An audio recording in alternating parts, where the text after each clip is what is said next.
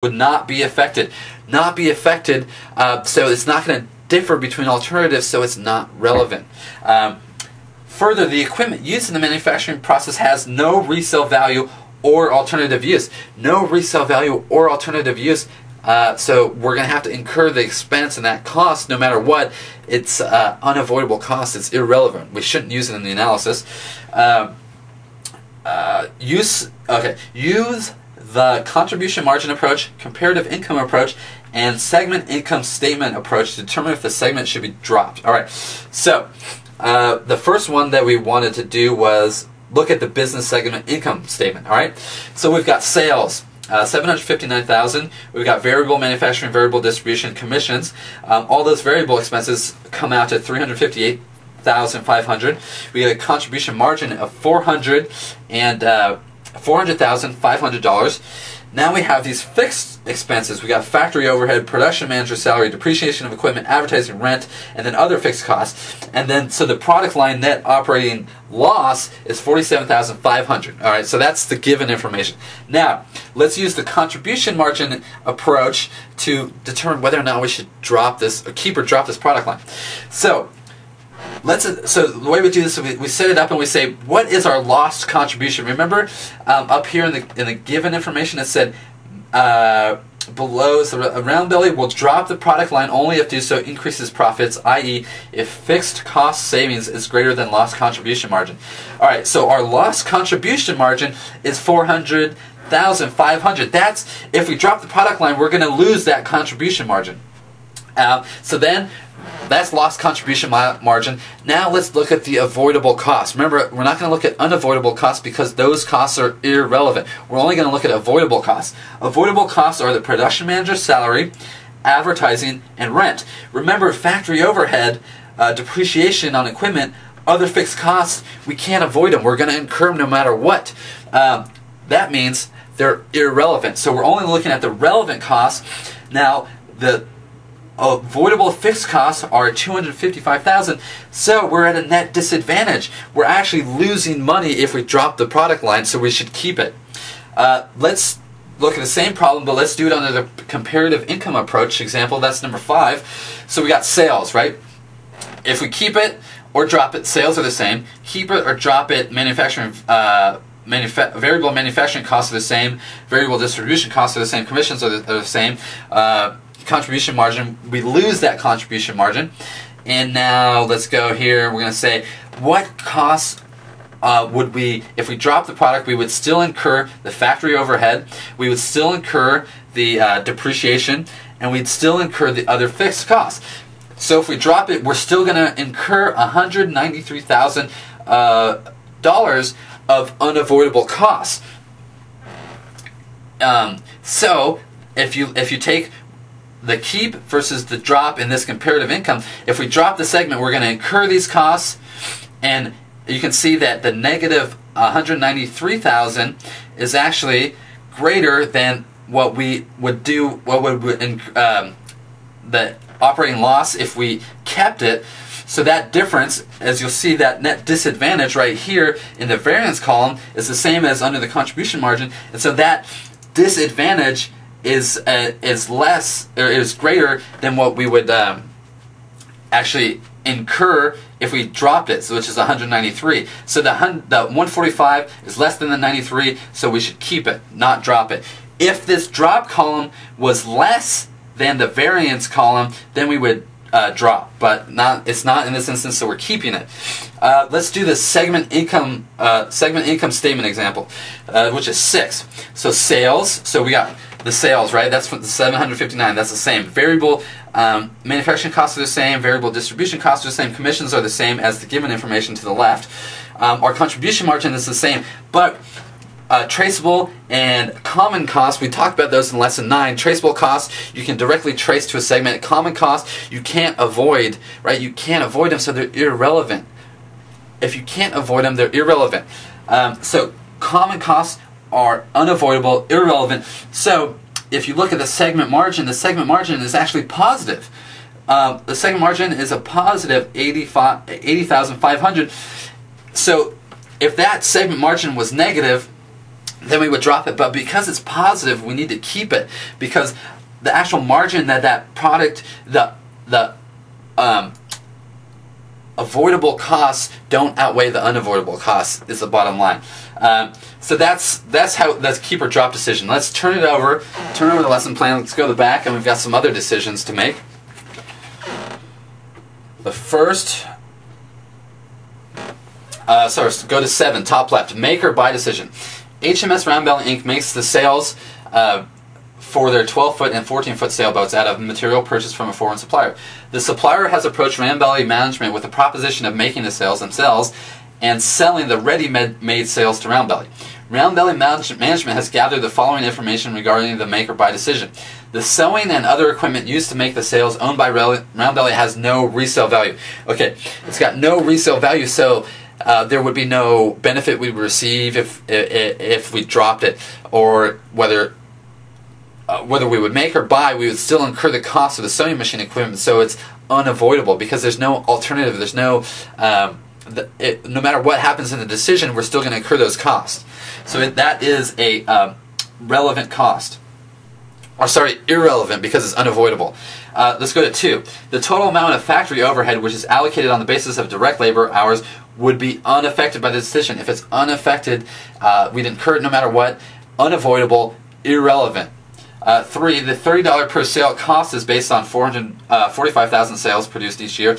The outside supplier has offered to provide 45,000 sales at cost of $27.50 per sale. All right, so from the face of it, it costs Round Belly $30 per sale, and this supplier is offering to give it to us for $27.50 per sale. From the face of it, it looks like the obvious decision would be to buy it, right? Because we can buy it for $2.50 less per unit. But what we need to look at is we need to look at what costs are relevant, and from the relevant costs, then make the decision. The relevant costs, if we make it, so we've got a per unit information here. The relevant costs of making the sales, direct materials, direct labor, variable overhead. What we're going to do is we're going to not include depreciation on equipment because that's unavoidable, right? No matter what, we'd incur it. But if we bought the products, we wouldn't incur direct labor, we wouldn't incur direct materials, we would not incur the variable overhead. So those are avoidable costs, so they're relevant. That's why we're including them in this column. Whereas depreciation on equipment, factory overhead are unavoidable. That's why we're not including them in this analysis. They're irrelevant.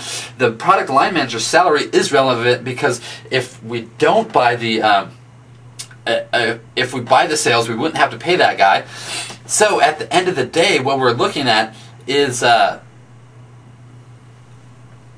if we made the sales, we would the cost would be $1,012,500 versus if we bought it, it would be $1,237,500. So it makes more sense to make the sales because the cost would be less.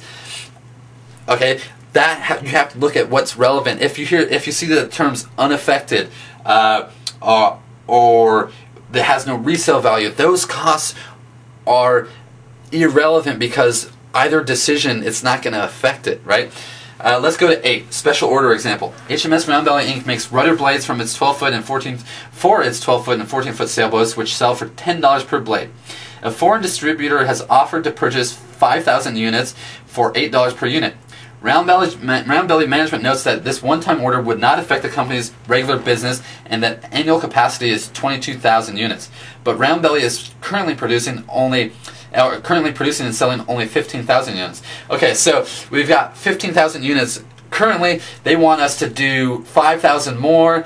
Our capacity is 22. So obviously, if we're still below capacity, we won't have to incur any additional fixed costs. So we should only look at variable costs. Below is the contribution income statement for the rudder blade. Should Round Belly accept the special order?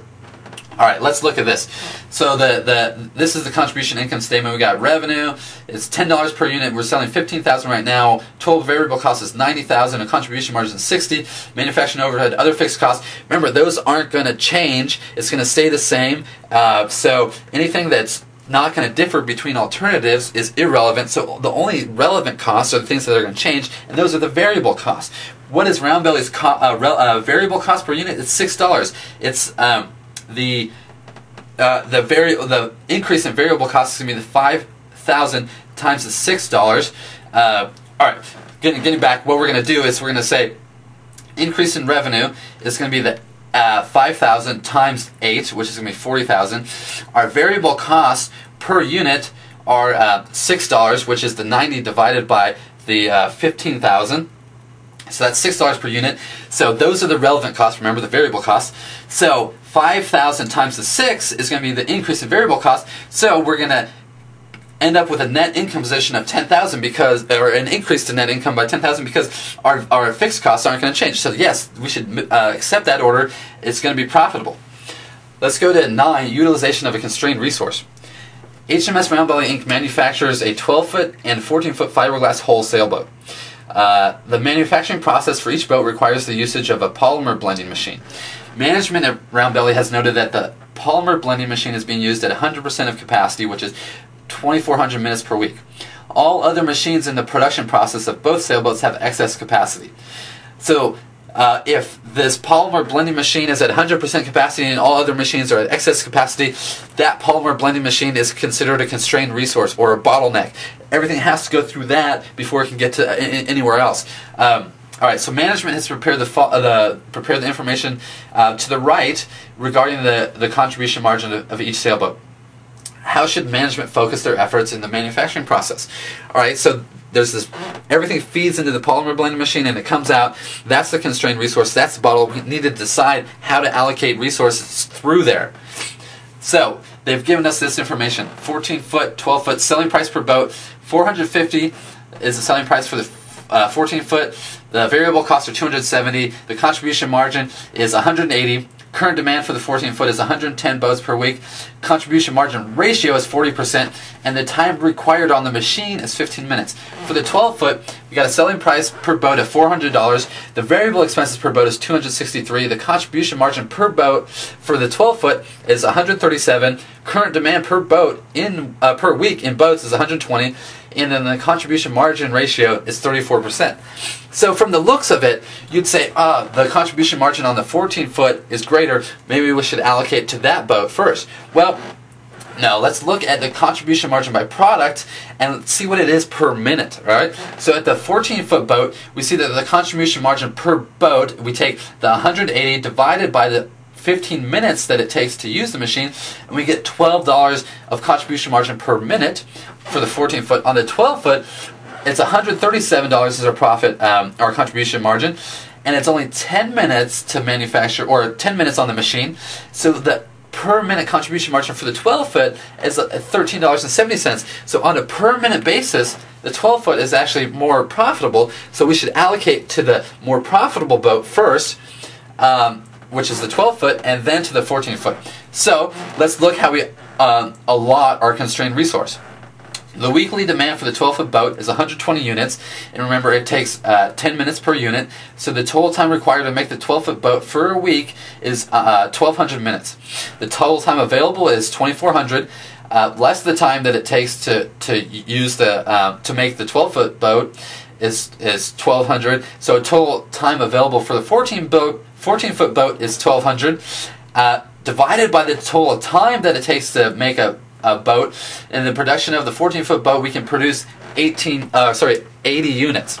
So the math on that is we've got a constrained resource.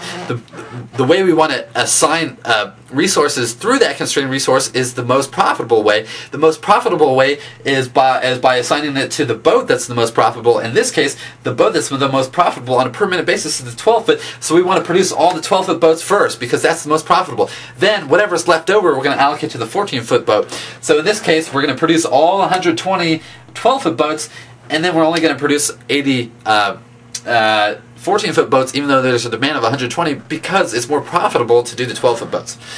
That